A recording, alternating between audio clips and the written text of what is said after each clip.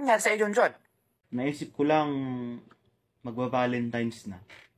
Pero hindi pa rin ako nakakatanggap ng flowers. Flowers, Junjun, Diyos ko. Napabaliw ka na naman. Ang babaw ng problema mo, puro kadramahan. Hindi magtanim ka. Puro kaimot sa buhay mo. Tingnan mo nga yung itsura mo. Hindi ka lang pinansin ng crush mo, 3 araw ka na hindi naliligo. Sakta na nga yung tao eh. Yan, nagmumubuon ako, diba? Sos, Junjun! Hindi ko talaga alam kung saan mo nakuha yung mga ideya mo ng pagmubuon-mubuon na yan. Yung pag-iyak-iyak mo, yung silos-silos mo. Ni minsan wala talaga akong nabalitaan na nagkajowa ka. Naunsa ka? Nag-practice? Masiguro ka. Pagkapi ka na lang doon. Kapag naman, nagpapatibok din ng puso yon. Maligo ka. Mahalin mo muna ang sarili mo para mahalin ka din ng ibang tao.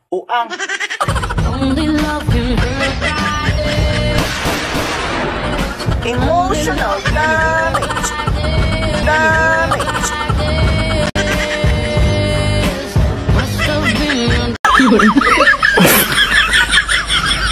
Ayaw, di ba?